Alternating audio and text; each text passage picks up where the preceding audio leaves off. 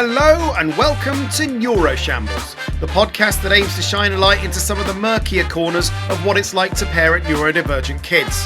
I'm Mark Allen, and every episode I'm going to be swapping stories with my guests about some of the frankly ludicrous nonsense we have to deal with on a daily basis. So, if you're anything like me and you're feeling frazzled, overwhelmed and pretty much an outcast from polite society, join me.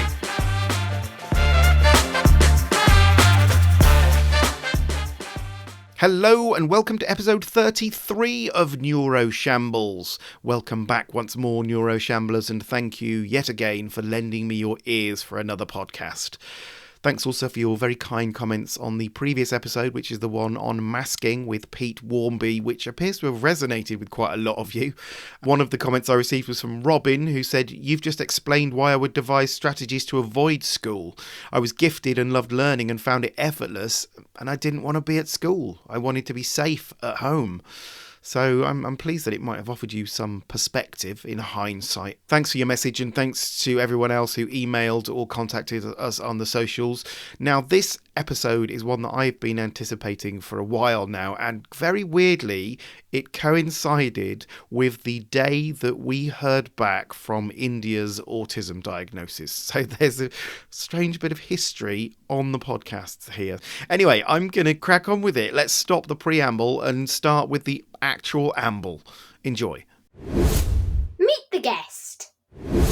So for this week's episode, I have got a very special guest. It's someone that regular listeners will already know a lot about, presumably, having heard me describe many of their exploits throughout the turbulent journey of raising our neurodivergent kids together. As well as being a secondary school teacher, EOTAS tutor, Lego enthusiast and late diagnosed neurodivergent, they are also my former partner, current co-parent and long-time friend. I am delighted to be able to welcome onto Neuro-Shambles for the very first time, it's Tam. How are you doing? I'm good, thank you. This is a bit weird, isn't it? It's a bit weird, yeah. Okay, fine.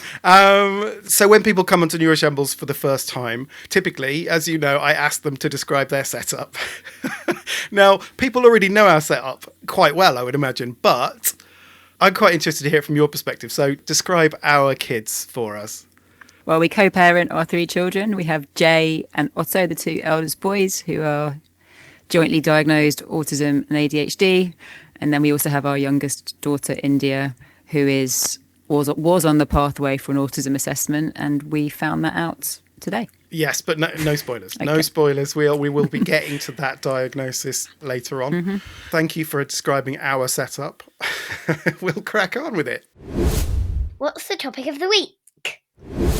So this week's topic of the week is one that I've been meaning to do for a long time now, because it's something that so many of our listeners have had to navigate themselves and will no doubt have very different experiences of. And that is the nightmare process of getting our neuro-exceptional children officially diagnosed. Although I know that everyone's experience will be unique when it comes to the diagnosis journey of their kids, I'm hoping it might be interesting for Tam and I to share the story of our own three kids' diagnoses, because they've all taken completely different routes to get there. So for any listeners who are the proud owners of suspected neurodivergence but haven't yet navigated the rocky pathway of diagnosis yourselves, you might find some useful nuggets of information in this episode. For everyone else, well, it's always fun to hear other people's war stories, isn't it? So that's what you're going to get from this one. As a heads up, this episode is only going to focus on the diagnosis journey itself. I was initially going to discuss everything that leads up to applying for the diagnosis, but I realised that there was going to be way too much for us to talk about, so I'm going to split that up into a separate episode, which we'll do at another time. One final disclaimer before we wade into it. In case it needs pointing out, we're only qualified to talk about our own experience of getting kids diagnosed. Everyone's journey is going to be completely different, as there are so many different factors at play depending on how accommodating your local authority is, or how your kids present, or how supportive your child's school is, not to mention the completely unforeseen curveball of COVID, which some of us had to navigate just to spice things up. So the whole process of applying for a diagnosis is long and fraught with stress and uncertainty and a shitload of admin. And obviously our kids have gone on many of the different routes towards diagnosis. So we've had Jay, who for autism went strictly NHS, but for ADHD went private, which we'll get onto. Otto went strictly private for all of it. India went NHS and then right to choose, which is private but under the NHS, and ADHD, anyone's guess what we're going to do there. So I think it's quite an interesting selection of journeys for us to talk about. Firstly, I wanted to talk about the journey of when you decide whether to get your kids diagnosed, because that was a discussion we had, right? I also think it's changed over the years. Like initially with Jay, Yeah. our eldest, it was wanting to know what was going on so we could support him.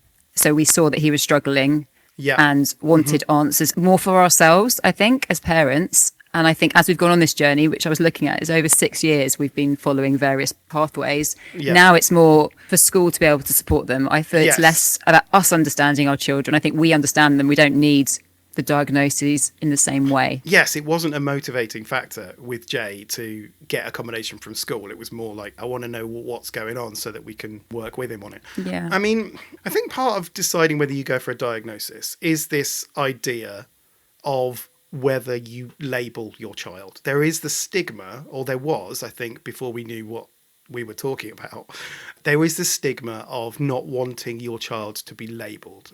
I can't remember us going through that and seriously considering not doing it because we didn't want anyone to judge our children. I've never really cared about things like that. And I think with Jay, definitely, it was about understanding him. So just finding out what was going on. And I think we've used the word diagnosis. I don't think we used the word diagnosis with him. What did we use? I just think it's what he needs to see someone, we need to work out what's going on. I don't know, we didn't know the pathways then. And I think with the others, it's become more of like, do they need diagnosis? What could be going on? So I think the language has changed over the time. Yeah, the language has just become more precise because we know what we're doing now, and we know the terminology and we know the different routes along that rocky road. But yeah, it wasn't. I know that some people do have a stigma and do sort of hold off on getting their kids diagnosed because they don't want them to be othered, maybe, and labelled, which is not anything that I kind of think was a consideration for us. There was an argument back in the day that Jay was falling under the naughty boy syndrome. We didn't want that to be his label, because that was his label. Yes, that was his label. That is true. And if anything, I think that might have been a driver towards diagnosis in that sense. That I know from my point of view, when you hear people who you kind of consider close friends describing him as naughty, and it's like, there's something else going on there. You know, I get why you perceive it as that, but we already suspect something different going on. So getting the diagnosis was part of that. I think it's important to say at the outset with our kids that 100% of the journey of getting them diagnosed has been initiated by us. That's not to say that we've forced it through, but we've been the ones that gone, oh, excuse me, we think something might be going on here every single time. Now, I understand that some people have different routes where the school might raise concerns with the parents. I think probably the vast majority of occasions is the parents raising the issue with the school. And I think it usually is the school, isn't it? The first point of contact. Yeah. Given their ages and the fact that they're sort of seen amongst their peers and schools know what they're looking for in neurodivergent kids in theory.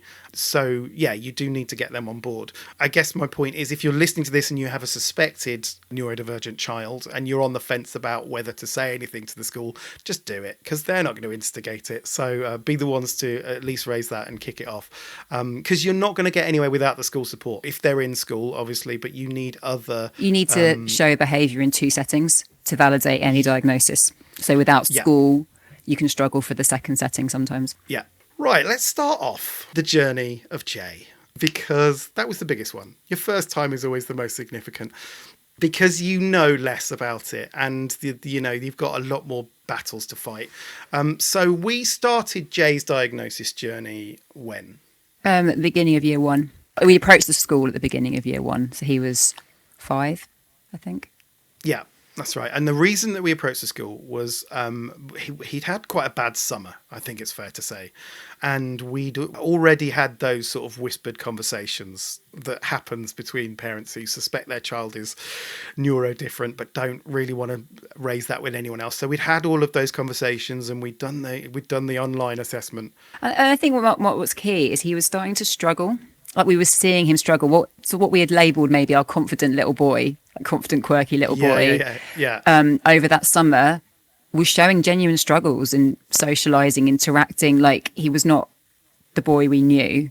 Yes, and I think it wasn't even at school. Yeah, and I think that's really important with diagnosis journeys. It's really about people who are struggling. That's why these pathways exist, to support people who aren't coping anymore. Yeah, absolutely. And I guess, there was just the incident that really sticks in my mind, which is the one that made me want to go, like, we got to go to school and tell them this, because if he's like this in a low stakes environment, what the hell is he like in a school? Was when we were on holiday with some friends of ours and they had a boy of the same age. So Jay was introduced to this boy, and his response was to get on his hands and knees and run around making animal noises and pretending to be a Pokemon.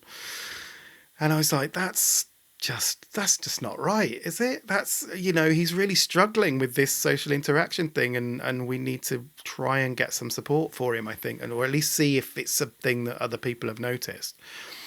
So you're right, we raised it to the school at the start of year 1. We went direct to the class teacher at that point. And how did that conversation go? I think they just fobbed me off and said that he was fine. And I was a bit more insistent that I wanted them to sort of look at him a bit more before they had that judgment. And I think I did get an appointment with the Senko, right? Okay, who's the specialist adult in a school setting. Mm-hmm. But the problem when you first meet a Senko is they don't know your child because they're not teaching your child. Yeah. So then you go and see the Senko, which is quite often hard to get a meeting, and then you raise your concerns, and then they go back to the class teacher. So already you've got a little convoluted loop. Yes. But that wasn't easy. To get that meeting from memory wasn't easy. I had to kind of chase up quite a few times. Not for the first time in the journey. Yeah, and I think at the time it was ADHD is what we thought. Like, we didn't know anything, right? So we thought ADHD was our mooted suggestion. Mm-hmm. And that did present very vividly when he was that age as well. But retrospectively, he was quite young. Like 5 is quite young to diagnose ADHD, and in where we live, they don't diagnose at 5 really. But anyway, either way, the upshot of that was nah. Yeah, they just went, it's fine. He's fine.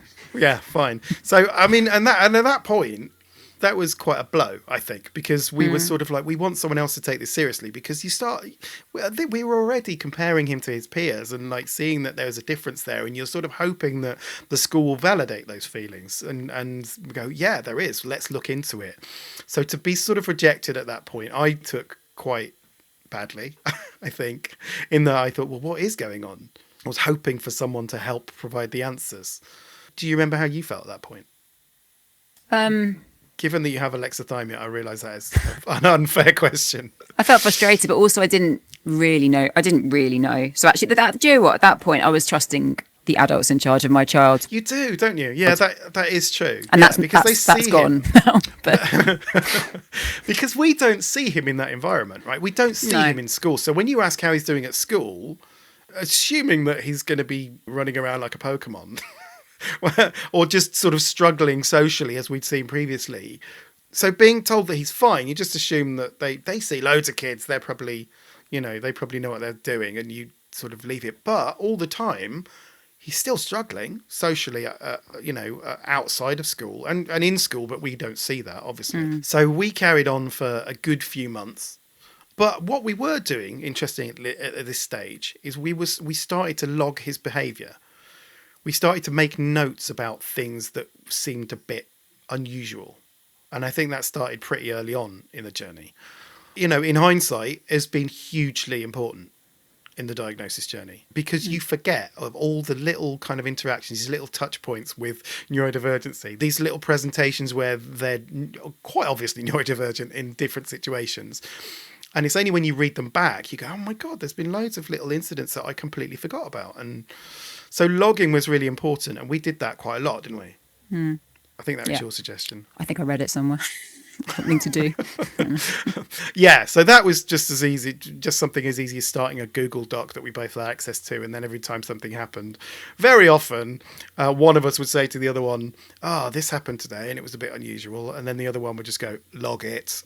And then you'd have to go and put it in the log, and it's time consuming, and it's time consuming, and it's quite a hard read, because you're not logging positive things, you're logging unusual at best, and when you go back over it, actually it's quite when you see frequency of things. I found that quite hard going back over them, actually. Yeah, and it's hard at the time as well, isn't it? It's like you're grassing him up. Like you're telling tales on him, or you're criticising him, and it's not. You're just trying to present him as, present his difficulties, and that is tough. You're right. It would have been good to have a log where it's like, hey, he did something really amazing today, and we'll put it in a separate one. And we don't need that for the diagnosis. But let's just look at the times where he, we had loads of fun in the woods or something like that.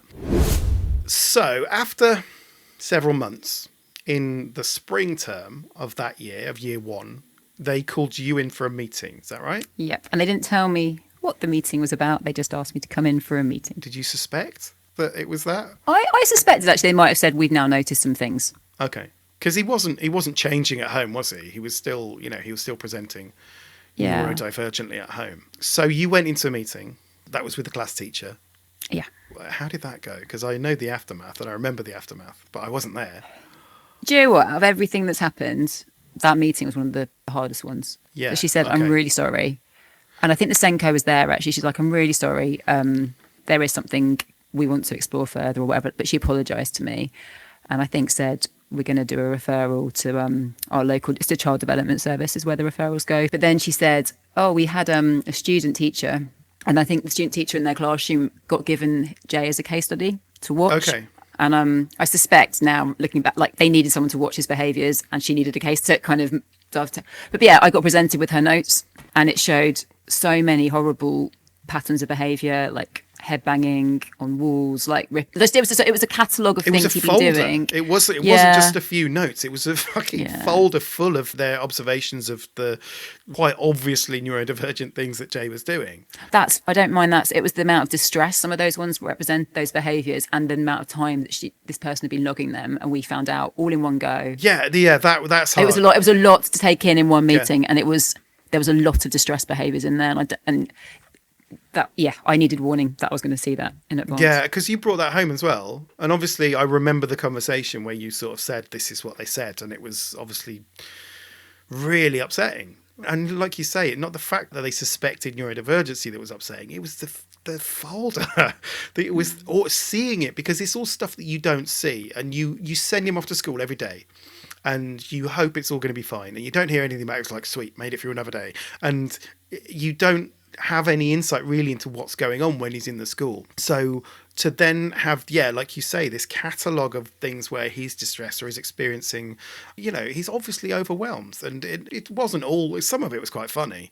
I mean, there was like cartwheeling down the corridors, but it was also opening doors with his head was one that I particularly remember. It's like he opened, and also when he makes his way to assembly, he doesn't walk with the other children. He climbs across the chairs that are lining the corridor, and it's like that is obviously neurodivergent, but it does build a sort of another image of him in that environment. But again, also it was a list of things. It wasn't how they're supporting him, so it was just a list of ways he was struggling, but not any techniques they were using to stop him. It was just hard. It was hard.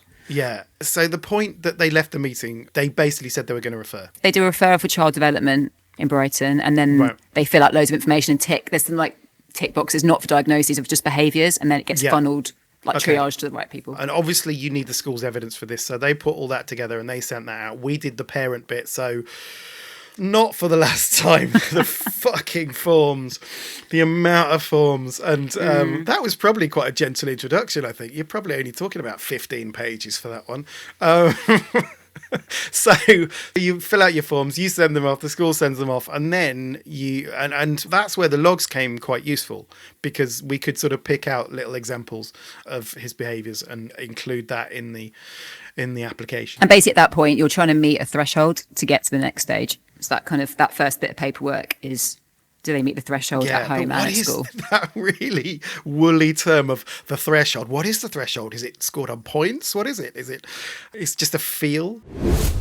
So we had the challenge of getting the paperwork signed off by the end of year 1, didn't we? And to say we, again, you were very much driving this. You had to keep chasing up the Senko. I had to chase up every step out of everything we discussed tonight. Yeah. Every pathway, every document, I've had to chase every single one up and check they've been filled out, submitted, sent, received, put in a list, read. This goes back it's going back to the admin, but every step of the way, and that is like my tip to anyone, is check the school have filled out the form, check they've sent the form, check the form has arrived where it's meant to arrive, check it's in, it's just, you have to chase everything. Which is fucking exhausting. Which is tiresome. And it's tiresome and it's frustrating, but it's the only way to get things done, I think. Because, again, they've got a lot on their plate, so unless you're sort of in their face. And just being polite about it, I tried to, hopefully. Yeah. So the school eventually submitted the evidence by the end of the summer term, and I think to a degree you're at the mercy of a Senko's competence there. We got a good one, which was definitely helpful. Obviously, apart from the delay at the start, our Senko was supportive. You hear so many stories of other people who have Senkos that just don't get it and don't support the application, and you're fighting the Senko at that stage. You're just like, you've got all the other battles to come later on, and you haven't even got past the first level 1 boss. They're already putting up barriers in your way. So we're fortunate that we got the support of the Senko, and that all went in, and we got notified of Jay's stage 1 assessment, which was, I believe, just before COVID hit, right? Yeah. So we were super lucky to get through. I mean, obviously we went through COVID, so no one's super lucky there, but but we were lucky to get the stage 1 assessment in before COVID hit, because my understanding was they stopped all of that. And so all of these people who are waiting to get their children assessed are then on indefinite hold while the world was in absolute turmoil. So fortunately we got through that, and that assessment, we were both there. Yeah, we were both there, and Jay was there too. Obviously, because they needed to assess him. And no, you say that. It wasn't about Jay, that assessment. That assessment was... What? Well, why was he there then? Why would he take him? He had to be there, but it was a developmental history that required zero input from him. So that 1.5 hour long meeting, you had to spend wrestling him at a table and trying to make him colour from memory while I tried to remember developmental history. He didn't want to colour. He wanted to climb and like rumble, basically. But they were still assessing him from. I know it wasn't about that, but they looked at him and they were definitely aware that something was going on. So yeah, I do remember from that. It was just trying to get him, just so that you could have a conversation without this absolute chaos in the background, and trying to engage him in stuff. And he wasn't really on board with me entertaining him. At one point, I think that he started rolling around on our lap. Yeah. We were sat down next to each other. He's rolling around on our lap, and the person assessing, I don't think she was wearing glasses, but I imagine her wearing glasses and then looking over her glasses at us on the floor or whatever. But he made an impression on her, I think is fair to say. So at the end of that conversation, she said, well, I'm going to need to refer it to panel. And you're looking for some kind of signs, can you give us a clue, because we know that the next bit's going to take ages, but she wasn't giving anything away. She said, I need to refer it to a panel and we'll discuss it alongside lots of other children and we'll let you know. And that was it then. You're just out of the door, and it's like, well, we don't know. Who are this mysterious, shadowy panel? When will they hear from them? And we didn't even know when it was going to happen, did we? No, so I kept ringing up to find out when panel were meeting. Yeah, it's a mysterious process. I imagine it's very much like the Traitors, where they sort of meet in a bell tower with hoods on, and then they all go, what do we think about Jay? Definitely worth another look. Basically that's it. That's what they're assessing. Is like, yep, we'll have a closer look. So anyway, the panel meet, and then they tell us yay or nay. How did they communicate that? Was it white smoke coming out of a chimney? I mean, you get a random letter. Doesn't say congratulations. You get a letter that says he's been referred to stage 2. And at this point, we didn't even know. I didn't know what stage 2 meant, really. I didn't really know the process. And it said it would be an 8-month wait for that appointment. Right, okay. And we got an appointment about 14 months later. Which I realise some people listening are going to think, that sounds like ages. They're the ones that haven't been on the journey yet. And then there are other people who are saying, God, that was quick. It's because it's so varied depending on what your experiences are, and there's so many different factors to it. But 14 months, I'll be honest, felt like a very long time. We also had COVID in this as well, so that did delay things a bit. I mean, it didn't delay the stage 1 assessment, but it certainly delayed because COVID was in and out of lockdown for, those years, wasn't it? Yeah, and then also, if you remember, Jay, it was on a special secret it was on a cancellation list. Yeah, how did you find out about that? This is a top tip from one of the experts here. Someone told me locally that there was a cancellation list for stage 2 assessments, but you have to ring up. Just define the cancellation list. Well, you have to ring up and say, my child's waiting for a stage 2 assessment. Can they be put on the cancellation list too? And the lovely lady at reception says, yes, okay, I'll put them on that one too. Why do you have to fucking ask for that? Why is that not just a thing? You're having to ask for things that you aren't even aware exist. So if anyone's listening to this now, just use the secret code, say Tam sent you, and you want to be put on the secret cancellation list. I don't think you have to use the word secret, actually. And again, this is almost certainly not true of all local authorities, but there will be some that have a cancellation list. So see if you can get on that. It's like a VIP guest list, isn't it? So he was on that. And actually that helped, didn't it? That helped to move it forwards. He did, yeah, he got called from that list. And then when that happens, you drop everything and you just make it happen, basically. Yeah. That's what it was. As if you're going to go, oh, no, sorry, we're going to the cinema tonight. Of course you're not. You're going to go and do that because it's more important. So he got summoned for stage 2 assessment. And what's interesting about stage 2 is just that my experience in our local authority, it's not about the adult anymore. They've met you, they've got all your kind of downloads. So for stage 2, it was just me and Jay. I don't think you were there. And they took him off to a room for 2 hours. Two professionals go off and work with him for 2 hours. And I just sat in a room. So I saw nothing. That must have been a really weird feeling.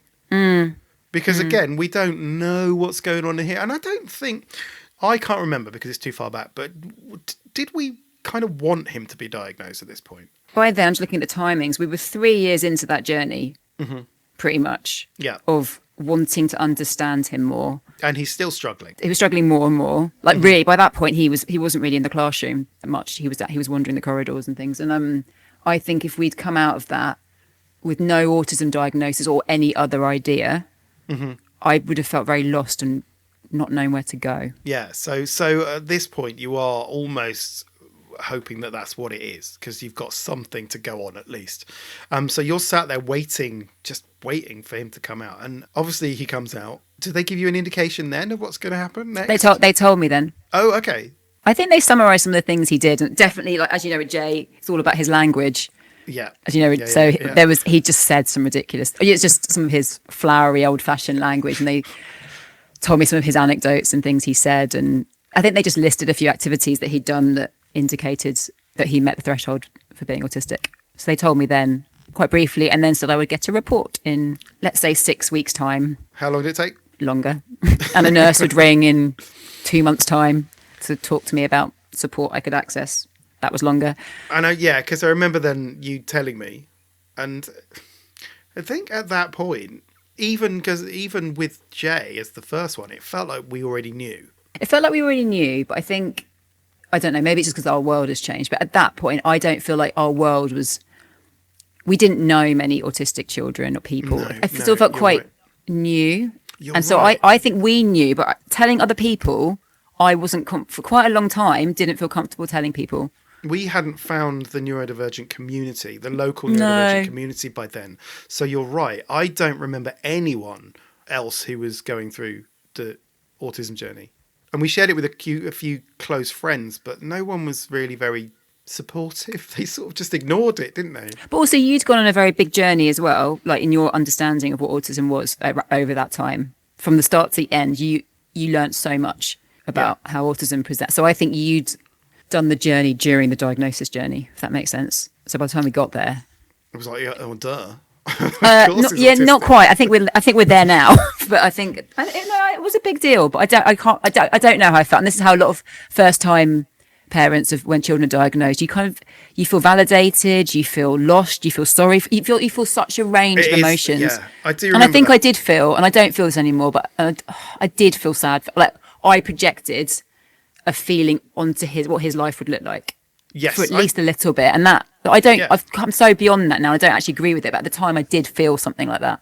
It does feel like something's ended, and I think it is because I definitely went through a period of grief. I think that evening, you did, because you went to bed, and that's it. And I just poured myself a massive whiskey and felt sorry for myself for a bit, which I think everyone deals with that in their own way. And it was grief. I think it was a grief. It was this sort of this grieving of the fact that his life wasn't going to pan out as we'd hoped it would be. Do you know what I mean? And I think it's all projection. You have aspiration. Yes, I know him now in hindsight. Like I wouldn't change him for the fucking world. He's an astonishing human being. But at this point, you just, like you're saying, you project forward and go, well, he's going to be he's going to really struggle. And that's true. That is And to be true, fair, but- I think knowing he was going to face more challenges. Yeah, that was a big thing. It was, And that has happened, and he does face more challenges, and it's heartbreaking sometimes. that But grief is really yeah. multifaceted, isn't it? It's grief for the fact that things are going to not pan out the way that you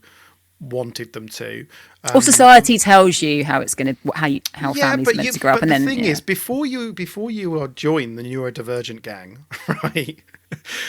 How society tells you things are going to pan out is how you just assume it's going to pan out. You don't have any other aspirations. You don't think about anything else. You're just like, well, this is what we're going to do, right? You assume that you're going to lead your children and they're going to follow, and you're going to go, look, we're going to go over here, guys, and you're going to go to university and do this, and you're going to go to art college and do this, and you pan it all out, and then you sort of, that autism diagnosis just shifts everything on its axis. So you're like, oh, that's not going to happen. I've got to stop thinking like that. And that was quite a big thing to have to face. And I remember, like, as you're saying, I felt a grief for the loss of that, and I felt grief for the fact that he was going to face so many more challenges in his life, that things are not going to be easy for him, because this is a world built for neurotypicals. And I think even with our limited knowledge of neurodivergency in those days, we still recognize that. And there's also grief for the fact that me and you were going to have it harder. That's a very real one as well, that I think needs acknowledging. It's like, fucking hell, even if it's just more forms, it's like we're gonna have to deal with a lot more, and we'd already got 2 other kids at this point as well. And I think it was also about being a slightly and we'd gone on this journey already, feeling slightly just different from other parents. And it was that kind of, this is our first child going to school, and all the parents are really excited, and we were kind of shifting further and further away from the majority of other parents' experiences of what it was like to have a child in, what was it, year 2 at the time? Yes, because they're comparing notes, aren't they? Going, what after school club is your kid doing? It's like, no, my kid is not doing after school club because he can't bear to be around people. Yeah, and it was just hard. It was hard for people to understand. It was hard to fit it. Like, we didn't need to fit in, but it was just different. Everything became different going forward after that, I think. Yes. Now, obviously, people listening to this at this point are probably feeling quite depressed by this, but things change, and you find the neurodivergent community, and you start to understand that actually you're not as alone as you think you are, and that it is not as catastrophic as you think when it first gets diagnosed. Do you know what I mean? It's not the end of the world. It's just the start of a new one. It's either profound or very stupid what I just said. But I just think on diagnosis day there are so many emotions that all adults at least are going to feel. yeah. And also everything changes, but nothing changes. So you're going Well, that's the home thing, yeah, to the yeah. same house with the same child, and you're parenting. Well, we were parenting him in exactly the same way. So everything Yeah. but nothing has changed. Or you get a diagnosis and you think, okay, we're going to access all this support, and these unicorns are going to fly in and help us, and then nothing flies in, and you're still chasing. What'd and you get? A fucking leaflet. You get a leaf. There you go. Good luck. Read this. It's like, dude, I've already read that. I've been doing my research, and I already know all of that. And I know a lot of your guests have said the same thing, because the journey is so long. By the time you get to the sort of the diagnosis day, let's say, for want of a better word, you've done a lot of reading already. So Yeah. So they sent us off with a leaflet and an autistic child. And we fizz off into the sunset. Then they also said, when they saw them for that 5 minutes trying to remember what they said, was, oh, we think he's got ADHD. We're going to put a referral in for him for an ADHD diagnosis, because by Right, then he okay. was right. He was the right age. I think it's 7, maybe in Brighton. Mm-hmm. But a different centre does ADHD and autism for under 10s. Yes. So it's like, great, we're going on a different pathway, the ADHD pathway. How long is that going to take? Because obviously you're going to fast track us, right? He's already autistic. No. No, it was starting again. To the back of that queue. And how long? I'm going to say conservatively, because I know now it's 5 to 6 years. Let's say it was 3 years minimum. So he'd have been nearly out of primary school. When Jay got diagnosed, and I know you didn't really want to share it with anyone, but for some reason, I really felt the need to tell people. Do you remember the WhatsApp group message? It was beautiful. It was beautiful. Was it? I think so. Was it meant to be okay, thank you. antagonistic? No, it wasn't, but I felt like I needed to tell people. There was a WhatsApp group for his class at school. And obviously, you get the constant WhatsApp messages of people, connecting. And we felt more and more withdrawn from that over time because we're not arranging play dates. And you're not asking about the homework because, he's not doing the homework. So all of that you feel isolated from. So when he got diagnosed, I wanted to tell people. I wanted to write something in the WhatsApp group. And I think it was probably fueled by two things. I think one was to sort of contextualize his behavior because, as you said earlier, he had been perceived as naughty. So I wanted to kind of explain that actually this is what's going on. It's not, there's a different context to his behavior that you might be, perceiving incorrectly. And the other one was a bit of a fuck you to the parents that actually were accusing him of being naughty and were not supportive. Do you think that's fair to say? I'd quite like to reread it now, but I thought you wrote it really well. Yeah, I don't know. But I have never seen anyone in a WhatsApp group since do the same. I don't know. Does that make me weird? No, I don't think it does. Maybe that's my first piece of advocacy. We got some supportive messages, I think. But largely it was sort of ignored, wasn't it? I didn't feel like it made much of a difference, but I needed to say it. I think it was the first time. I think partly it was because this was such a little furtive secret between us, because we'd had so many conversations and we did so much reading and we were so kind of invested in understanding about autism, but we weren't sharing it with anyone else. So almost sort of that message was almost like coming out. I think it was the beginning of us being really big advocates and shouting about things and not hiding things. I think that was the beginning of that journey for our family. Yeah, definitely. I think that was probably the turning point where we started to own it and not hide it or be embarrassed, whatever, this is our child, accept them as they are, kind of mantra. Absolutely. And that has continued to this day. Yeah. So Jay was diagnosed, I think it was a 3 to 3.5 year wait with the NHS CAMHS route for ADHD. And actually, we didn't fancy waiting around that long, funnily enough. So that is when you looked into private routes, didn't you, for ADHD. How did you go about that?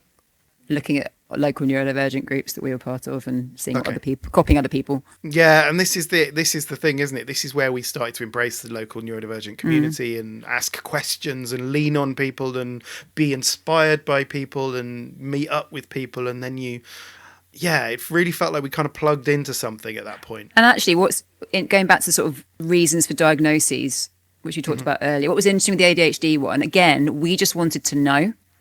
At that point, and things have changed a lot since then, but we weren't interested in medication. We weren't really interested in strategy. We just wanted to know whether he had ADHD, which again, my mindset has changed now about whether I need to know these things. So the private company that we went with had a quick waiting list. It wasn't super expensive, and we just found out. And that's all we wanted from it at that point in time. So it was just like was it a phone conversation? It was lots of forms and some phone conversations. It was like a Zoom online.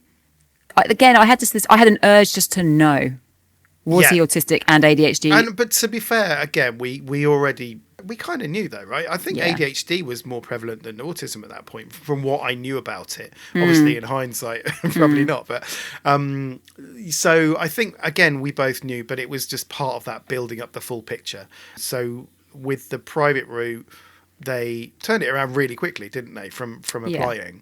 And I think we heard back within a month after filling out the forms and having the online thing. The real battle, was then getting that private diagnosis accepted by CAMHS, right? Because obviously you need to get them accepted by CAMHS in order to be under the NHS, right? It depends what you want. Like for school, sometimes schools won't give much validation to private diagnoses. So for school, if you want a school to treat your child as if they've got ADHD, as if they're ADHD, sometimes if it's a private diagnosis, it's less valid. Yeah, and then the reason you'd want CAMHS to accept your diagnosis is to access medication for free. Yeah. That's that. I don't know if it's national, but definitely our CAMHS, the only service they provide for ADHD is medication. And if you get accepted by CAMHS and don't want to medicate, they take you off their list or whatever you're on. The door. Maybe get another leaflet if you're lucky. Yeah, so that was a big old battle getting him, and he now has got a CAMHS. Yeah, because they didn't ADHD. accept the initial private diagnosis, even though it follows NICE guidelines and they were on their list of approved suppliers. I think because you checked all this before you did it, and then they went, "Oh no, never heard of these guys." It's like, it's on your fucking list, mate.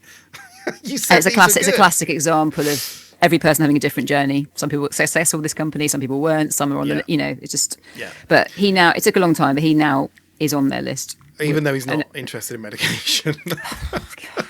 You fought that fight. You fight that fight for like 3 years, and then he turns around and goes, "Nah, I don't like the way it makes me feel." It's for fuck's sake. Gives me a tummy ache. Yeah, no, it doesn't. Anyway, we've gone from first raising it with the school in autumn term of 2018, all the way through to the final ADHD diagnosis in December 2023. That is 5 years.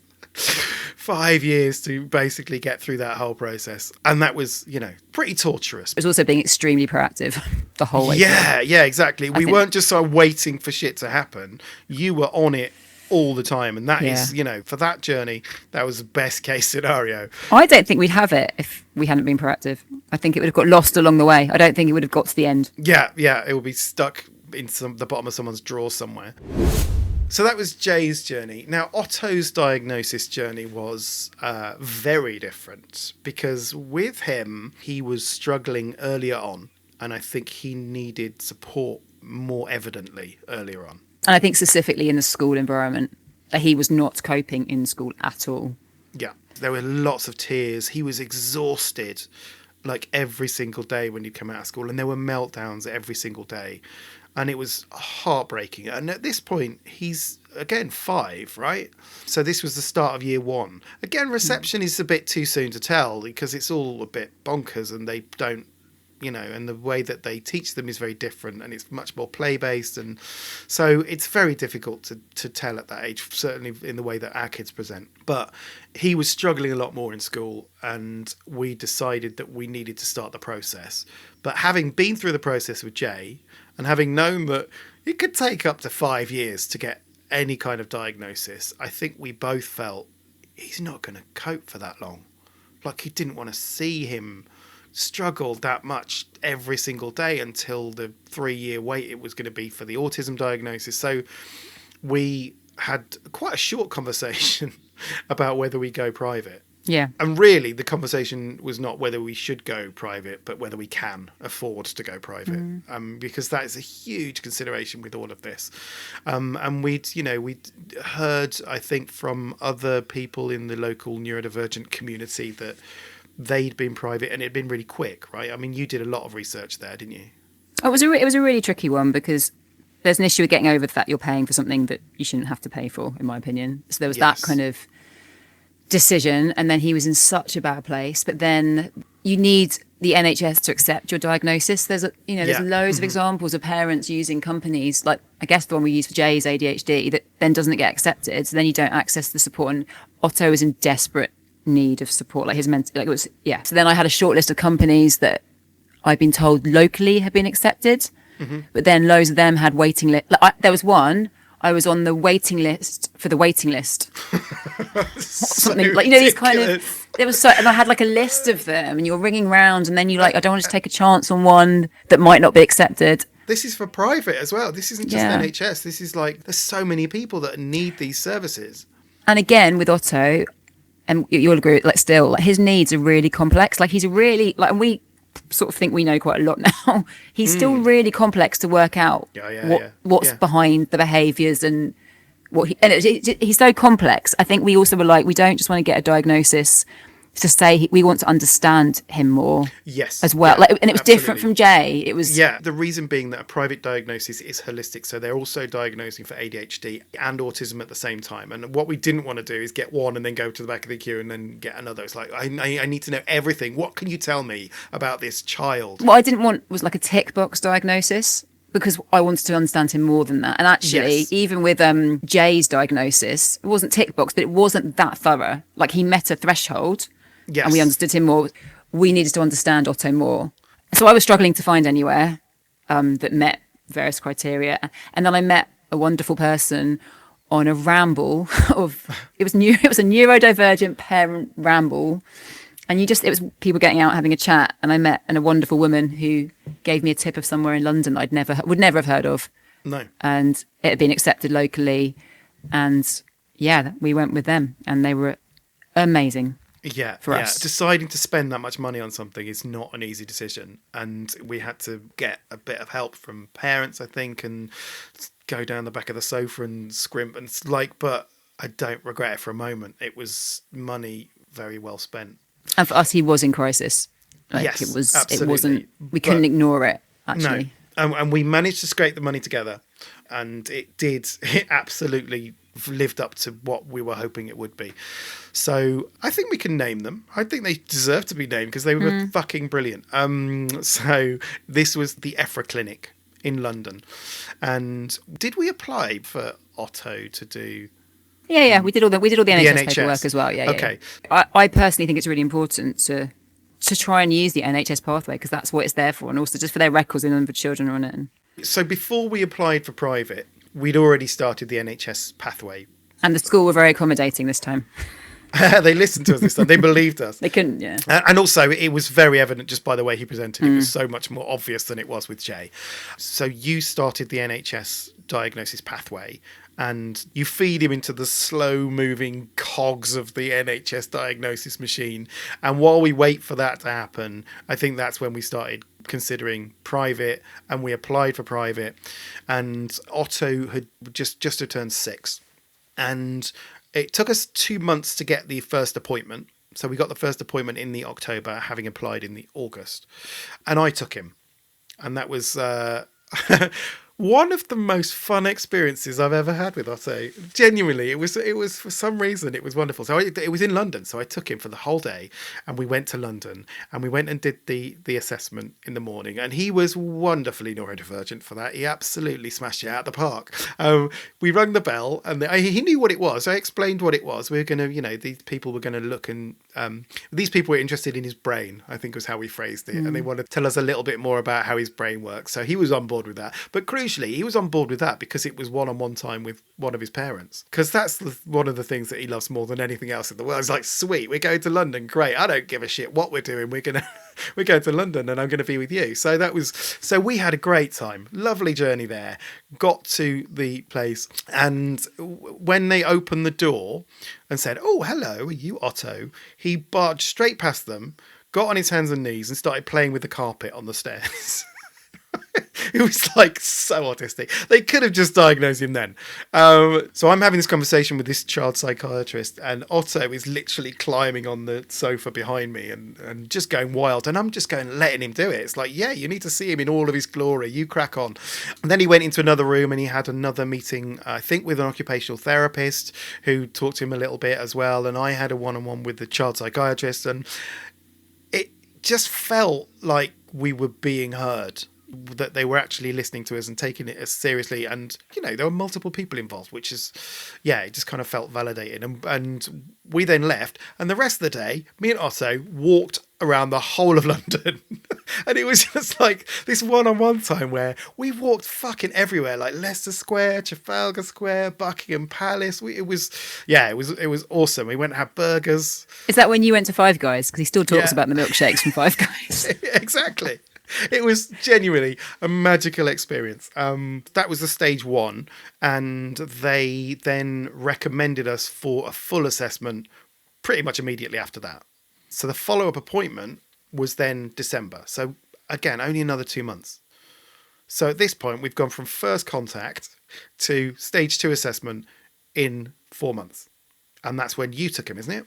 Yeah, and that's when he did like loads of tests, and it was just, I can't remember the details of them at the time, but it was just lots of cutting edge research. They were trying new techniques to sort of like eye scanning, looking at flicking, different like computer games. I've got a list of all the shit they did because I read the report. So he saw a clinical psychologist, a child psychiatrist, an occupational therapist. They did interviews with both of us. He did an ADHD assessment, a QB check, which is the computer one that tracks your motion while you're doing a task to see how much you move. And he was fucking off the charts because ADHD. They did an autism diagnostic observation. They liaised with his teacher. They did a sensory profile questionnaire, and then And they also did a cognitive assessment, a Cambridge cognitive assessment, to assess for weaknesses in learning as well. So that is like the full MOT, right? That is a full service of everything I think that they could look for. And it was really impressive. I think we definitely got what we paid for, it felt. Yeah. So we received his diagnosis basically 6 months later, right? 6 months after first contact. Yeah, and it was such a comprehensive report. The NHS accepted it for both diagnoses, much quicker for the autism NHS pathway, just because it's not CAMHS, if I'm honest. Yeah. There's a waiting list, but CAMHS agreed it was valid. It was a valid assessment. It just took a while to get to the top of that list again. Yeah, but he got the dual diagnosis, and the report was 39 pages long, and I've read it again recently, and it is staggering. Yeah. It's a really interesting blueprint into how our child works, what he finds challenging, what he's good at, and it just felt like they saw him. And I think it was really handy. I have no idea what goes on with him a lot of the time. And I think the only caveat with that decision of going private, wherever you choose to go, is if you are looking for medication for ADHD, there is a cost involved with that. And because we chose a London clinic, if we'd wanted to start medication at that point, we'd have had to go to London, pay for appointments, pay for medication, and it would have been really expensive and too much travel time to be feasible. So that is the caveat. If you're looking for medication route, maybe don't choose a provider that's not local. Yeah. That's aside from the cost. But, I mean, crucially, his autism diagnosis bypassed the NHS referral, and that had a 10-month head start. So it was like the express lane. We are very fortunate in that we managed to scrape together the money to do it. Like, I recognise that, and that is a huge expense. So, full transparency, I think it was about £2,000 at the time, and, it's probably more now because there's more demand. And I just know local providers who are really rated here, their costs have maybe doubled in the last few years because there's so much demand. Companies, unfortunately, are putting their price. So that's a separate conversation, really. But it is. But I think from our perspective, we felt like it was money that needed to be spent, and then ultimately at the end of it, it was well spent. I feel, because he got his dual diagnosis in a much quicker time than Jay. And the learning point in terms of, if I'm being totally honest, we ignored some of his behaviours for a bit longer than we should have, just because Jay was going through things, and I think part of us didn't want to believe it, or hoping it was a phase. And actually, do you know what? And I still think this to this day. And I know that everyone says every autistic person is different. The boys' profiles couldn't be more different. And in terms of trying to access support, trying to meet both their needs in the same room is nigh on impossible a lot of the time.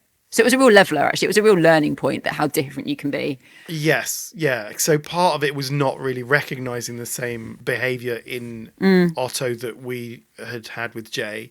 And partly was not wanting to look at it too much in case it was autism, because we didn't want to have to deal with that again, I think. And I'll also be, like, totally honest, not being those parents, like, there's something going on with this one too, and there's something, Yeah. There was a reticence there, I think, to ask again. Yeah, because it's not like we want that. I think that sometimes you get that judgment from people that you want your children to be autistic. No, I don't. I want to understand what's going on with them. Turns out, guys, it's autism. So, my suspicions were correct. No, but also the reason, when I was saying he was in crisis, he got an EHCP very soon after that point because he was not coping in school. And so that became the evidence for his EHCP that has kept him in school so far. Yeah, caveat. So far, but I think that was where he was heading, and that report was useful for evidence. Yes. Whereas Jay wasn't so much in crisis. He was struggling, obviously, but there's to understand him. Different world. And his EHCP came a lot later. That's a different episode. What is interesting, though, with Otto's diagnosis is how differently we treated it when we heard the news, right? Because at this point, it wasn't that long after Jay's, right? No. Because we'd gone the express route with Otto and Jay had taken so long, we heard from... I think it was less than 6 months after Jay's, wasn't it? Yeah, I'm just like, yeah. So Jay got diagnosed autistic ADHD, and then 6 months later, Otto joins in. And the reaction that we had at that point could not have been more different than it was with Jay's. Because with Jay's, it was like a shock to the system. And with Otto's, it's like, yeah, come aboard. I don't know. I don't know why it felt so, because again, we knew, right? We knew before we knew, but also we'd already accepted that this was how life was going to be. So I think it sort of creeps up on you, like how quickly changes become embedded in your household. So like just actually we were at that point living in a neuro-affirming household, not really realizing everything we were doing to make things run relatively smoothly for us. Yeah. So it was you go back and everything's the same. You've got the same children, the same house, same challenge. Nothing actually changes. I think that might be what it is. You realise how everything stays exactly the same anyway. Yeah. So yeah, that's interesting. But I do remember, and this is different from other people's experiences, it was viewed with Otto, what was different was it was viewed positively in our household. Like it wasn't, and I know other parents have different things, have to explain diagnosis and what it means. And actually we've never had that. The words have been celebrated into understanding their brains. And I think that's good. Like the diagnosis for the kids hasn't been a big deal for them personally. They've just grown up. That's who they are. Yes. And we have, supplemented that with books that have helped. Like all dogs have ADHD. And is it all cats are autistic? Yeah. Like they're great books because they read them and go, oh, I do that. That's what I'm like. This cat squished in a box. They're going, that's what I'm like. And it just helps them to own their traits and their differences. And that's a really positive thing. So yeah, I think that's always been a thing. So when Otto was welcomed aboard the neurodivergent train, it didn't feel like as big a gut punch as I think it initially did with Jay. I want to reflect back on how I described India when Neuroshambles first started. So I'm just going to play the little clip of how I introduced India. I've also got a 6-year-old daughter, India, who is suspected neurotypical. I say suspected because I have learned by now not to count my chickens. I'm going to wait and see how this one plays out before I make any real judgments on this. You will notice that I say suspected neurotypical because at that point, I didn't really know what I was looking at any point. I thought that, when you look at the way that Jay presents as opposed to the way that Otto presents, and they're so different and they're both autistic and both ADHD, I sort of have to throw my hands up and say, I don't really know how it presents because it's so different and multifaceted. So I didn't ever commit to India being fully neurotypical, but I think it's fair to say she presented the most neurotypically at that stage. Would you agree with that? Yeah. So I think, to a degree, I felt like I identified with India because she was presenting so neurotypically. I was like, oh, I've got one. Because at this point, we were already having discussions about your neurodivergency as well. I think I was on the right to choose pathway at that point. So you were already seeking your diagnosis, and Jay and Otto were already diagnosed. And I was just looking at India going, please be one of my lot. Can I have an ally, a neurotypical ally in our household? And India was doing everything she could to convince me that she was on the same team. And at some point, I think it's fair to say with all of our kids that you've been the one that first spotted it. You've certainly were with Jay when you were like, I think that there's something going on here. And I sort of glossed over it a little bit. I was definitely later to that party because maybe I didn't want to believe it. Maybe I just didn't know what I was looking for. Maybe I just thought, well, we'll work it out eventually. Let's not, force it. Either way, you were the first person to spot it in Jay and in Otto. And I definitely didn't want to hear it when you were talking about India. But you were like, she's a lot like me when I was a kid. And I was like, don't say it. La, la, la, la, la. I don't want to hear it. So there were definite quirks there. She would never ever let anyone kiss her. In response, she would lick them.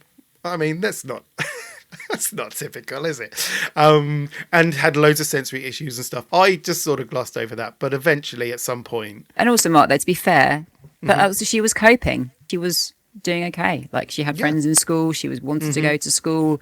She was broadly happy. She was happy at home. But then she started again. I think showing signs of not coping, which has always been the sort of drive to find out more or to get a diagnosis. You're super attuned to that, I think. And that's because I'm largely oblivious to those kind of things. So I'm very grateful and very lucky that you were so kind of on top of that, because it meant that we set our kids on the diagnosis journey a lot earlier than we might have done if it was just left to me.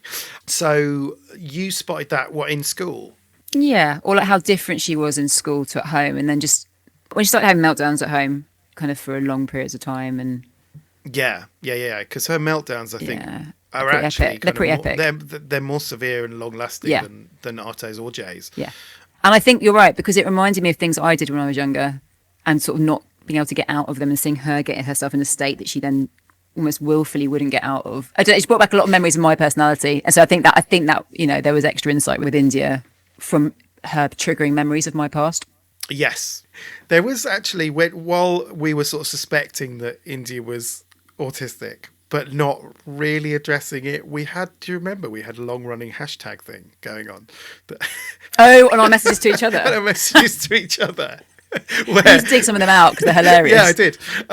So Okay. we do hashtag not autistic, right? So we'd be like, oh, how's it going? And then it would be like, India has been crying for an hour now because of the stick she left in the woods last weekend. Hashtag not autistic. India has been a dog for the whole day and is currently eating her dinner from a bowl under the table. Hashtag not autistic. Yeah, there was so many of those. I think, Mark, what's interesting is like how we were getting and we'll talk about this later, I think, but we were getting a lot of joy from it. Like we weren't taking the mickey out of her. We were kind of embracing her, it, right? Yeah, her uniqueness. And I think it was an interesting to actually be actively enjoying it a lot of the time. Yes. Not the crying for an hour, but kind of Yeah, seeing the lighter side of it. I think was really helpful for both of us, maybe. And it's definitely informed our outlook, just generally, I think. And it's why I can do neuroshambles. Why, you know, I can look at the positives, because it's not as disastrous as it first seems. You can celebrate it and look on the positives, I guess. So we obviously strapped on the boots and set off on another diagnosis pathway. This time for India. We did exactly the same as with the boys, the NHS referral. And I took her to her stage 1, which was quite quick. It was in 6 months of referring her. The one where they do the developmental history. And I took her. She was really funny. She didn't speak. Actually, she wouldn't respond to her name. She made signs to answer questions. She was really funny. She was asked her name and she shrugged, I believe. Yeah, and then she wouldn't talk and made little speech bubbles for toys to speak on her behalf. Anyway, but it was into I can't remember her name. The woman was amazing at that one, because obviously I was coming from I've done this twice before. I've got 2 blah, blah, blah, you know. So, but she gave India a lot of attention, and when we got the report, picked up on a lot of things I hadn't spotted, particularly with eye contact, and eye contact being forced or over exaggerated or very deliberate. You know, just things I hadn't spotted. This woman said to me about India, it's going to panel, but we're going to fast track it or whatever. She used some kind of language, right? Yeah. This time that said that she implied quite heavily, and then she just looked at me direct and went, "Just don't forget she's a girl, and don't treat her the same as the boys." And I, you know, at the best times I don't like gender stuff, but it was she did it in a very affirming way, and was basically telling me, "Don't think you know everything already." Yeah. As we know, India's a big masker and is unmasking now, and it's amazing watching her unmask, but she basically told me to treat my children individually in a lovely way. Yeah, that's nice. Yeah, that is good. And you know, just to refer back to the hashtag not all experts from 2 episodes ago, some experts are amazing and they see you and they support you, and that's another one that she was amazing. So she's now on the waiting list for her second appointment with the NHS. Okay. Yeah, and last time I rang, they said it was a 2-year. It would be 2 more years before she'd get an appointment for that. So that's up from when Jay did it. This is the fast track that she's talking about, right? Well, this is But when Jay had it, Jay waited 14 months. Yeah.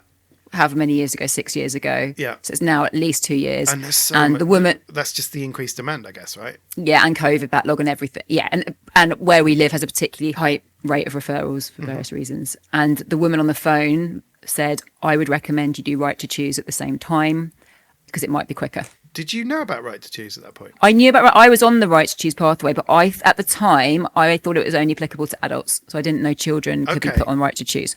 And I remember there being some chatter on some of our neurodivergent groups about right to choose. So then I went back to them and looked that up because there's a process there as well, which maybe is what we're going to talk about. Yeah, so we went to right to choose. And how does it work? You go to your GP. So now, because actually it's funny, quite often when you look at key adults in your children's journey, GP comes up quite frequently, but our children really haven't had to go to the GP for any of this. But you go to your GP and you say the concerns you have about your child with any evidence, I suppose. And then you say, can I do the right to choose pathway for ASC, whatever you're asking for. Right. And it's up for the GP to say yay or nay. So you have to tap your nose when you say it. I presume people have had very different experiences. And our GP has been, and you've mentioned them before, have always been really supportive of things we've asked. So, for. Just out of interest, why would they not refer for the right to choose pathway? Don't know. My understanding of it, and correct me if I'm wrong, is that the right to choose pathway doesn't cost the NHS any more money, but because of the massive backlog in NHS appointments, they are outsourcing to private suppliers to help to clear the backlog. But it's costing someone money. It's costing the NHS money, but just as the journey would cost money within the NHS, they're not being charged private practice prices. That's my understanding of it. But presumably, like if they refer too many people, then maybe that costs their local NHS more money. I don't know. There'll be a cap somewhere. Whatever reason, it is almost certainly down to money. The fact that you have to go to a GP and know to say the word right to choose. A GP won't suggest this to you. You have to know. It's not one of these secret games. Yes. What? So if you get it in the wrong order, it's like computer says no. No, but if you go to a GP and say, I think my child's autistic, they'll refer you to the NHS pathway. Mm-hmm. But if you go to the GP and say, I think my child's autistic and I want to do the right to choose pathway, so you have to use that language or they won't suggest it to you. Jesus Christ, it's such a fucking game, isn't it? It's a game. It's totally a game, which is why community groups are so important. Yeah. Our GP is great. So they said yes. And they send you a form, obviously. You then have to say what company you want to go with. So there are a list of right to choose companies. Yeah. Some are better than others. Some do children, some don't. Some do ASC and ADHD. Some just do ASD. Some just do ADHD. Some are online. Some are there's all these variables. So you have to come armed with what company you want. Yeah. And then they will send you forms for that company. Then you apply to the company that you've chosen and you go from there. So that is what you did with India, and you applied in October last year. And then the company sent me loads of forms. Oh, surprise. That had to be completed the week before Christmas. And the school had to also complete loads of forms the week before Christmas. Oh my God. How did you manage to get them to do that? I sweet talked the school and they did do it actually. And again, this is where it's so crucial to have a good relationship with the centre at the school. Yeah. But like, fortunately, from our perspective, we spend a lot of time with those guys. We buy them chocolates at Christmas. I think that might have helped. And again, it's like starting the process again. So these forms then tell the company whether you meet the threshold in 2 settings. So that was the point of those forms. Yeah. So we did that. You did that. And she met the threshold for autism, but not ADHD, because the school didn't submit enough evidence for ADHD. Right. Okay. So then India went for her stage 1 assessment for right to choose. This is different from a stage 1 assessment for NHS. She's got to go through stage 1 assessment again. They can't just read the notes that the NHS have provided. No, but it's also different. Basically, there's 2 meetings. There's one where they test, inverted commas, the child, and there's one where they get the developmental history from the parents. Right. Can be done in either order. But yeah, you're right. So in January, I took India an hour and a half away to have her autism assessment. And what are the key #NotAutistic moments of that particular She one? wore a fancy outfit to this assessment. Describe it. This fancy outfit consisted of wearing one of your shirts and a fedora and a walking cane. #NotAutistic. And then she packed her bag. I always say take some toys because she loves cuddly toys. And she put some toys in. And then she put 2 dumbbells, 2 kilogram dumbbells in that we've been using on a workout, and insisted they had to come too in case she needed to do some exercise whilst waiting. You were like, yeah, crack on. It's fine. And then I didn't go into the assessments, the one where they checked the child. India became furious because they wouldn't let her use her dumbbells or said toys because they had to use the assessment only toys. Are you shitting me? Why wouldn't they let her use it? Well, I mean, maybe that was part of the test. It's like, let's see what happens when we withhold her dumbbells. But out of all the children in the waiting room, it's busy. This company's quite big. There were a lot of children having assessments. She definitely drew attention with her outfit compared to other children that were there. I think something you also told me, and you could confirm or deny this. Did she not make a Lego walking stick while she was she also made an additional, So she'd already had a walking stick. Yeah. She's walking in with a fedora, an oversized shirt, and 2 walking sticks, like a 1970s soul singer. What a fucking legend. I mean, I can't imagine it would have taken long to assess that. She just walked in the door and they'd gone, yep, you pass, off you go. And she'd have walked straight out again. She wasn't in there the full hour. They said she was going to be in there. But they don't give feedback this meeting. But they're like, we've seen enough.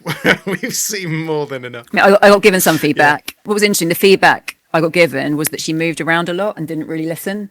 And has she been referred for ADHD as well? So, I mean, yeah, she doesn't meet threshold, apparently. I don't know whose threshold that was. So stage 1 happened. So then they need the developmental history. And so they just ring you to book an appointment. And they didn't ring. So we rang and got an appointment. Right. Okay. So again, this is due to chasing. And this is where you come into today. So by a strange quirk of coincidence, Tam and I had this recording booked in for quite a long time now. And the stage 2 assessment then said, we can offer you assessment on this date, which is the same day that we're doing the recording. So we've basically come straight out of the stage 2 assessment. You've not let me talk about it with you. No. So neuro-shamblers, you are hearing on the day of the actual assessment about India's diagnosis. Do we need a drum roll? Of course you don't. She is obviously autistic. So she passed that one and they went, oh, by the way, we're going to refer her for ADHD as well. It's like, yeah. So they were like, we've got enough evidence from meeting her. Yeah, that was really interesting. So we had a phone conversation. That was me and Tam and India. And he was like, I don't need to talk to you first. I want to talk to India. And we're like, okay, crack on. A lot of that conversation with him, she was pretending to be a dog. And she refused all his questions. Refused all his questions. What school do you go to? I don't know. And that was really funny because at the end, you said to her when he was off the phone, you went, what school do you go to? And she told you the name of the school immediately. He's like, you say you do know. So, refused all his questions and said that she loved her cat, but was completely non-committal when he asked if you loved mummy or daddy. She just said my cat again. Yeah, refused to commit to that one. He had the conversation with India and then she left. And then it was me and you and this guy who he's obviously got this list of questions to ask about the developmental history. And he'd ask something and we would have so many different stories that we could tell or examples that we could tell. And he's struggling to keep up the typing. Bless him. And at one point he was laughing. Quite a lot of the time he was laughing at the stories that we were talking about. But we were laughing too with our stories. Oh, yeah, of course. Yeah. No, he's not laughing in our face as we are like ashen-faced and stony-faced and serious. No, he was laughing along with us. And at one point he actually had to correct himself. And he went, I'm not supposed to laugh at this. And sort of tried to compose himself. But it was quite a joyful thing, right? It was weird. He's a really nice man. Yeah, he was really nice. And we were making him crack up. And then it came to him sort of adding up the scores for all of the interactions and he went, this is the highest score I've ever seen was his actual comment. The highest score I've ever seen. Part of me, Tam, felt a little bit proud of that. How did you feel? It was when he clarified the numbers. Okay. Yeah. Normally we look at a score of between 50 and 60 being suggestive of autism. She has a score of 101. It's like she's broken records. She's a record-breaking autistic. I don't know. I felt, I don't know. Again, it's a very different feeling to how it was with Otto and with Jay. If you look at the difference between what happened when we were told that Jay was autistic and what happened when we were told that Otto was autistic, and just the sheer fuck it, this is who we are of getting India's assessment was actually kind of it's a very strange timeline. But I think with India's, we knew, so that's why we pushed for it. But actually, she hasn't been majorly struggling. So we're kind of enjoying India being her. Yeah, that's interesting, yeah. And celebrating her. And actually, the biggest journey with her is unmasking at school. And she is starting to do that more and more. And I'm really proud of her. And actually, I feel like that's why we can laugh and kind of, we don't care. Like, this is who we are. But actually, she's in a different place. And hopefully she's going to grow up in this environment where she can just be who she is and not give a hoot like everyone else in the family. So we got off that call and then we got India and we pulled her into the room and we said, right, so we've been talking about how your brain works and we can tell you now that you are autistic. And what was her response, Tam? When you said it, she did a tiny little yes. Did you not hear that? Did you clock that? No. It was tiny. It wasn't a fist pump. No, it was like a yes. And then you tried to give her a high five, but she never responds to high fives. No. I try and give her a high five and she headbutts it. So she gave a little tiny yes, and then started playing with the buttons on my shirt while we talked about if she got any questions or if she wants to know anything about autism, she can ask us. She didn't want to know about that at all. She wanted to go downstairs and play. Jay's response was altogether more interesting. When I went into his room and said, just so you know, Jay, we now know for definite your sister's autistic. Yep. And then he didn't look at you. Nope. He looked me dead in the eye and he just said, "Get out, loser." Basically, because I'm the only neurotypical. I'm now the loser, which we all knew anyway. That was a given. And then I went down and told Otto, I think you were still upstairs. Otto was playing some kind of game on the computer, and without missing a breath, he just carried on telling me about his game as if I'd never spoken. Fine. Yeah, so mixed reactions in our household, but generally, I don't know. It feels strange to be uplifted by having it confirmed that all of your children are autistic with ADHD. But I do. But with India's journey, actually, if we're looking at sort of current information, right to choose currently was really quick. So from beginning to end, it's taken us, less than 8 months. And it's been a really actually painless process compared to the other journeys we've been on. Yeah, absolutely. So actually, if I was going to encourage people, that is something I think people should be looking at while it's still an option, because it may not be an option. That's the longer. thing that you're kind of saying while it's current, because we've heard very recently from ADHD UK who alerted people to the fact that there is some kind of behind doors shenanigans in NHS terms and conditions that basically mean that the pathway to right to choose is going to be throttled, and that they'll be massively restricting the amount of people that can use it, which is obviously going to push waiting times back up again. So there was a campaign to let your local MP know about it. I put it on the neuro-exceptional Instagram account and told other people, so hopefully other people saw that and emailed their MP to kick up a stink in Parliament, because the idea is that it was, the right to choose was ratified by Parliament in 2 separate parliaments. So if it's going to be removed, it needs to go through Parliament, not through NHS terms and conditions. And it is England only, isn't it? I think that's it is England only. Yeah. So hopefully the people kicking up a stink will get the MPs to raise it. We haven't heard anything yet. It's still too early to tell. But if it all goes ahead as planned, that will be actioned by the end of February, I think, which is shocking and absolutely fucking shameful and scandalous, and needs to be looked at. So hopefully by the time you hear this, that will have been resolved, and the right to choose will still be available as an option, because it was a very positive experience from us. And crucially, we had sort of the speed of the private diagnosis and the cost of the NHS one, which is the best of both worlds, right? So that concludes the diagnosis journey of our 3 amazing neuro-different hooligans. So obviously this is in the UK. I think I should caveat this by, because obviously we've got listeners from all around the world, and I'm aware that this is going to be a very different experience for people in different countries. So I just wanted to caveat that everything we talk about in this episode is only going to relate to the UK, and unfortunately we can't encompass anyone else's experiences in different countries. Yeah, but I think Mark, you're correct. I think Jay was essentially NHS, Otto was essentially private, and India was essentially right to choose. But even within those options, I think it's different depending on where you are in the country and who you contact to get onto those pathways, and who it's every sort of region operates slightly differently. So you need it's a lottery. But it's also tapping into your local groups. That's how I found out most of the things I found out locally, was the local groups who've been through it before, and I'm passing on that information to people who are going through it now. Yeah. So I think, if you're listening to Neuroshambles and you are new to this journey and you have suspected neurodivergence, or if you're kind of already on the pathway and you're just waiting interminably for the next appointment, I think the takeaways that we can really offer from all of this really is log everything.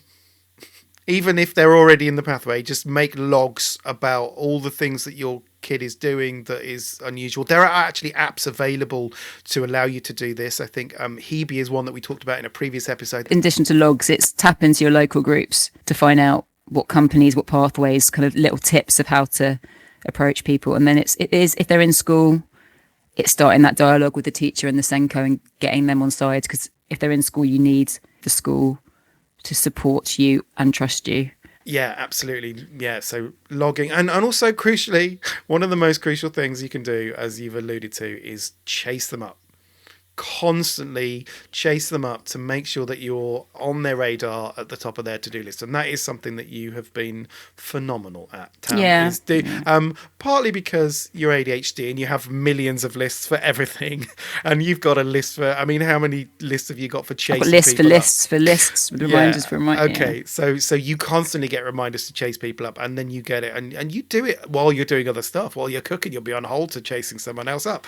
So it's become part of the fabric of your life, and it really is that kind of important to make sure that you're on top of it, because it's just an interminable faff, and the more you can make sure that you're in people's grill to get them to move you on, if it's all possible, the better, really.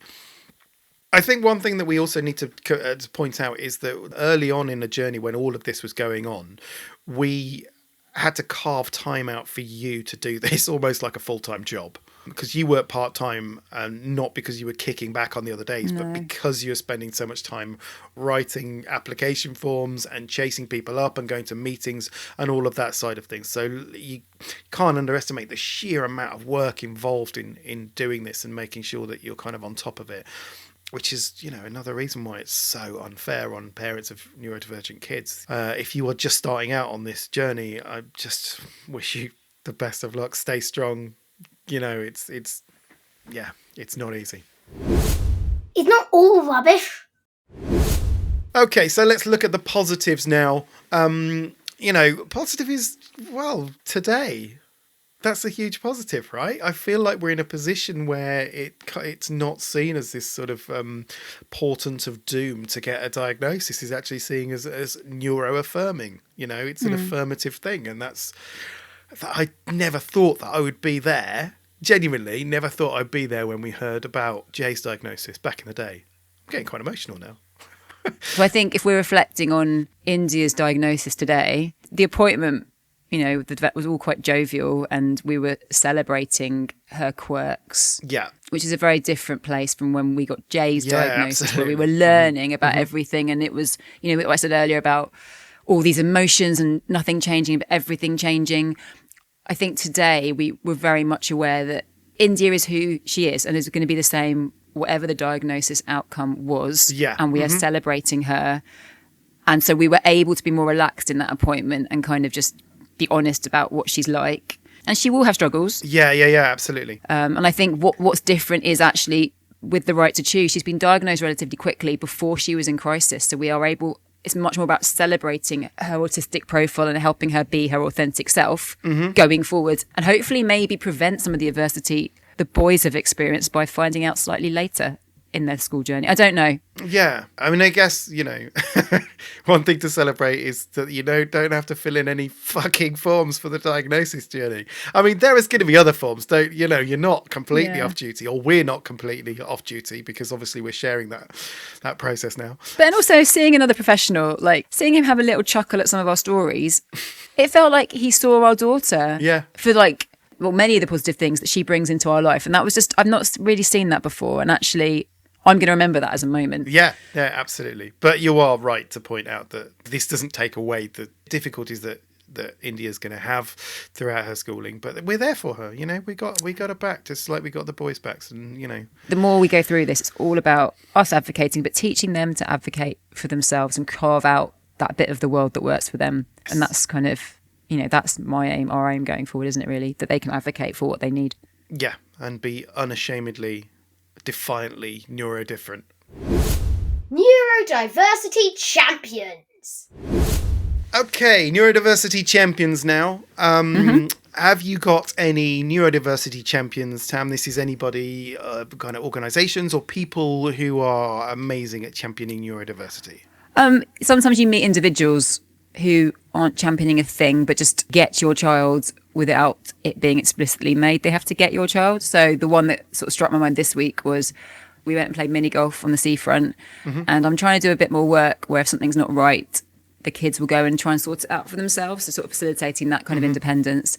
And Jay's club had a big plastic rubber and it had a massive slash in it, and he was saying he couldn't play mini golf with this thing. And I was like, okay, well, you go and change it. He didn't want to do that. But then I walked with him and he did do it. And he sort of went, sorry to trouble you, but there's the rubber around my golf club appears to not to be perished. The man there didn't bat an eyelid with this slightly strange presentation of the problem, and then just started really slowly looking through all the clubs and noticing that quite a few of them had like cracks and things in, and was sort of talking out loud and going, oh, this one's a bit crap, this one's a little bit crap, would this be and sort of matched his language a little bit and just kind of gave him enough airtime to get a club that would work without kind of indulging it totally that he was trying to find the perfect club. It was a really lovely little moment, and nothing was said about knees, but it was just, he just dealt with him. Do you think he knew though? Do you think he just clocked that there was neurodivergency at play? I mean, otherwise it was very good customer service from the mini golf shack. Yeah, I think he read him, whatever he read him, and he read him right, and it was lovely to see. I love it when that happens. Yeah, lovely stuff. Tiny epic wins. Okay, tiny epic wins now. Loads of tiny epic wins, I think, lately. Have you got any tiny epic wins for us, Tam? Yeah, I mean, like with India, she's very bad at asking for help, and when she's dysregulated, she sinks deeper and deeper into the mood she's in, and we struggle with strategies to get her out, and she sort of says no to everything, is resistant. And the school day had been very, very different. The routine had been different for lots of reasons, and she was not in a good way when we got home. Basically, she had a bath, and we've suggested this before, but this time I was like, oh, maybe you could go run a bath, and then we can catch up. And she said yes, and went, and she reset. We call it reset. She did it by herself. She's very independent. And then when she had a bath, she was reset, and we can continue with the day. So it was just her she normally says no, and she said yes for whatever reason. Great. So her taking that suggestion. No, that's great. That's a great and one. It worked. Yeah. I've got a similar one with India, actually, around dysregulation, that I've made a list on my phone, on my iPhone. And you know the little list that you put in your notes and you put checkboxes? Well, I've put a list of things. When she was really dysregulated, I wrote a list of things that could potentially help get her out of the funk. And it's things like have a bath, or do some colouring, or read a book, or be left alone, or I don't know. It was another option as well. And I gave her that list of like all the things that might potentially help, and without asking her, I didn't say anything, I just showed her the list, and then she went through it, and she ticked off colouring, so I just set her with some colouring, and she went and did it, and she got out of it that way. So again, she's learning the strategies that she needs to help to regulate her, and that's a huge win. But also hats off to you, because that's her communicating non-verbally, and actually she quite often verbal astuteness is the thing that goes when she's dysregulated. So her being able to tick something removes one of those pressures. Yeah. What the flip? Okay, we got some what the flip moments now. These are those moments where your neurodivergent children will say something to you that will completely flummox you and leave you sort of not knowing how to respond. This is a real treat, because what the flip moments is going to be entirely based on our family at this point. So have you got any what the flip moments for us? Yeah, oh God, yeah. I've got two Okay. that sprung to mind from the last couple of days. So the first one involves all of them, and we were having dinner.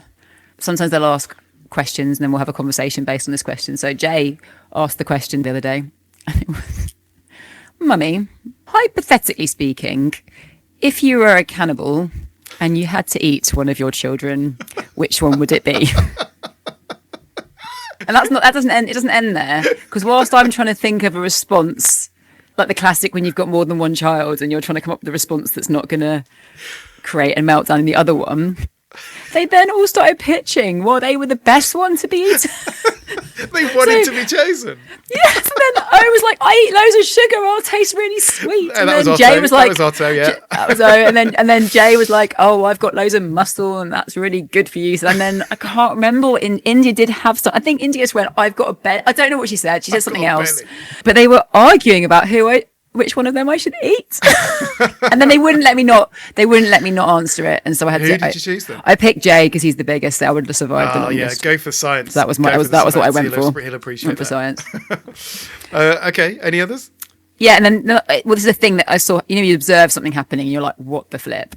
And this is with India, and given it as her diagnosis journey, so it's quite funny. So I've got a plant. She likes animals and plants, so she was looking after one of my plants that was dying. And this is twofold. So she was, taking the dead leaves off, watering, all the things you'd expect. The plant's called mozzarella. She's like, I'm going to take. She named it. She named it. Yeah, okay. It's a cheese plant. She named it. Okay. So she took it to her room. This is stage 1 of this journey. And then I go in a bit later. The plant's got headphones on, like and I look at her iPad, and her favourite singer is Ed Sheeran, and she's playing Ed Sheeran to my plant, and she's like, everyone knows that plants like to be spoken to, and this is the plant's favourite song. True. There is actual evidence to that. But... Yeah, and it was just really cute. It was just really cute coming in, and literally the headphones are on the vase. Fine. And then she's like, leave it with me. I'm going to look after mozzarella, and I'll bring them back when they're better. Okay. I go back. I go downstairs. I hear a noise. She's coming down the stairs, holding your yucca plant that's called Leroy. Yeah. That is maybe, well, it's nearly as big as her. And she brings it down the stairs, puts it on the table. And she's like, you need to look after Leroy. He's jealous of all the attention mozzarella is getting, and they can't be in the same room together, but you must promise to speak to him, otherwise he'll get cross. So I found myself agreeing to speak to the plants that I don't have any interest in or care about, so that she would go care for my plant. Oh, and you have to do it as well, because she'd be waiting by the door checking. Hashtag not autistic. And it was heartwarming and lovely. Lovely. And, yeah. I've got some What the Flip moments as well. I thought I'd choose one from each of them this week, just because it seems fitting. So I'll do the one from Otto, because this was quite a fun one. And we don't get many from Otto typically. At some point I went, you're a smart cookie, dude. And he went, no, I'm not. And, you know, me thinking he's being self-effacing and bit down on himself. I was like, yeah, you are. You're super good at maths and you know some really great words. And he went, no, I'm not a cookie. And he was really serious about it. So I was like, no, I mean, obviously didn't mean you're a cookie, but yeah, so that was quite a fun one. Another one I had was from India, where she said, all I know is I'll never have children. And I went, why? And she went, I hate the sound of crying and ping pong. It's like, okay, valid. Yeah, that's valid. So that's ruled out any grandchildren we might have there, Tam. And the final one is from Jay, and it's a lovely moment. He went, is it sexist if I think all men are stupid and all women are stupid? It's like, no, it's not. No, you crack on with hating all of humankind. Okay, so that is the end of this episode of Neuro Shambles. Firstly, Tam, thank you so much for being a guest, and also for all of the work that you've done getting our kids through the various different rocky pathways of diagnosis. Thank you. And for sharing this with the world. So appreciate it. Thank you also to the listeners for listening to this and for spreading the good word of Neuroshambles far and wide. I really appreciate it. We are on all of the usual socials. We are on Facebook and Instagram and Threads and also TikTok. If you've got anything that you want to suggest as a topic, or you've got any What the Flip moments you want to send in, then please do email me at hello@neuroshambles.com. But apart from that, all that remains for me to say is have a nice life.